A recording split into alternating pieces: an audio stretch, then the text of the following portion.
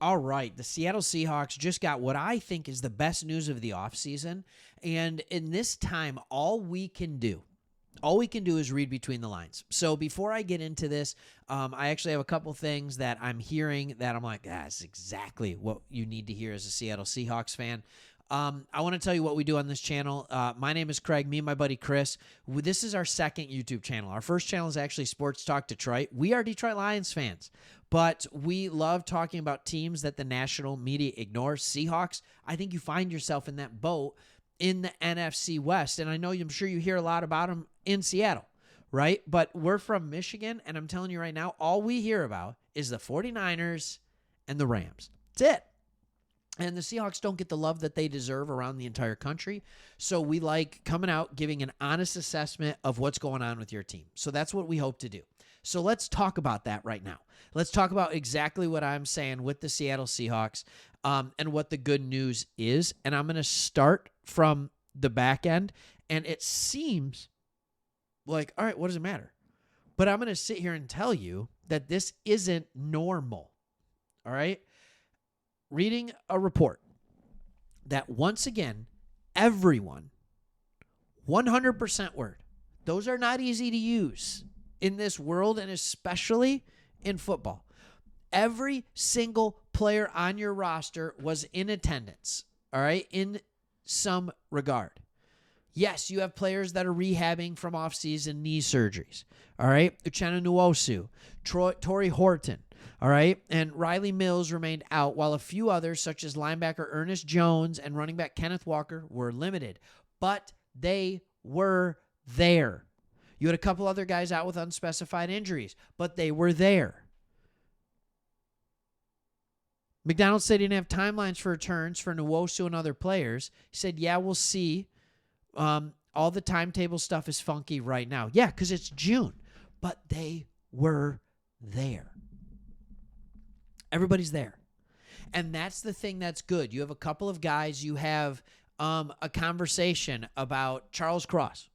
Is he going to remain? They picked up his option for 2026, but he's going to be working. If you pick up an option, you're usually starting to rework a longer deal. I just did a video with this with the Lions about Jameson Williams. They picked up 2026 because he was drafted in 2022 as well. So 22, 23, 24, 25 are your 4 years on your rookie contract. If you draft someone in the first round, you get a 5th year where they get to come in. And he would be slated to make $17.56 million. That makes him the 13th highest paid left tackle. Left tackle specifically, not 13th highest paid tackle. So, is there an assumption that both sides will come? But he's there. He's hired a new agency. He represented himself when he came into the league and signed his rookie contract, but he's hired a new agency to do it, but he's there. Everybody is there, which means that maybe the morale is in a good spot.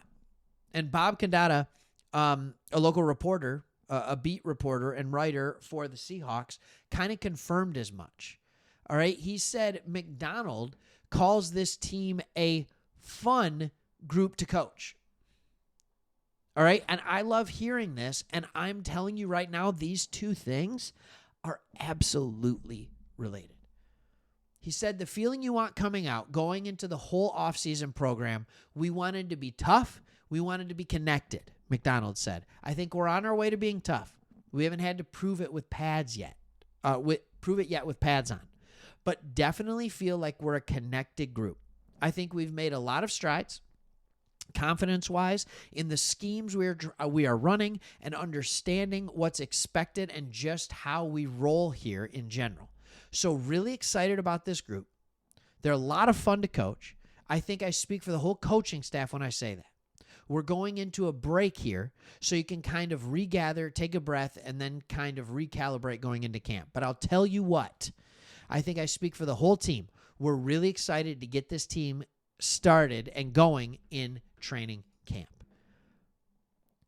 Okay, there is not a coincidence that this is a fun group to coach, and they're all there. I think sometimes we think of team cohesiveness, team bonding as a high school or collegiate important thing. it's important at every single level. Rarely do you have a team that doesn't have a cohesiveness that ends up winning a Super Bowl. Your talent takes you so far. How you're willing to utilize that talent within the team, everybody playing a role, everybody doing their job, trusting the man to your right, trusting the man to your left, trusting the man in front of you, trusting the man behind you, whether on offense, on defense, or on special teams, goes into that. And if it's a fun group, if it's a group that hangs out together, if it's a group that has camaraderie together, guess what? Whether you like it or not, when you go out on the field, it makes it easier to trust the man to your right, to your left, in front of you, behind you, next to you. It makes it easier to know they're going to do their job because you have the ability to talk about those things. It's not off limits. You're not afraid to talk about it with certain players. You just get to go out and you get to ball. You get to play. And I think that's a big, big deal. And I think the defense in year 2 getting there is important. And McDonald also said that the offense, he is very happy with the progression by the offense. Now, we talked about how talented this defense was in the last video that I did, right? We talked about how talented it was. But at the same time, how hard that would make it for the offense. And the offense is starting to do things that are better. They're breaking in a new offensive coordinator. They're breaking in a new quarterback. Like, they're doing all of these things. They have 2 new wide receivers. They lost 2 other wide receivers. And so when you look at all these things, like, that makes a big difference. But what's really nice, that offensive line is intact. That backfield's intact. And so, yes, the offense is very different. It's very new, but it can be really, really good. All right, other notes just to talk about with this from just a simple roster construction standpoint. There's still questions. Are you going to add another corner? I don't know. But just to hear that this team is sitting in the right light, I think that's good. How important is that to you? How important is it to you to hear that your team is connecting well, that they're fun to be around?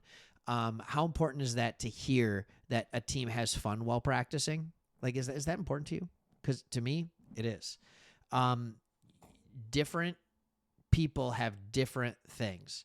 And it felt like Pete Carroll, yeah, he's always a fun guy, right? And the energy that he brings, but it felt like it got tired at the end of his time in Seattle.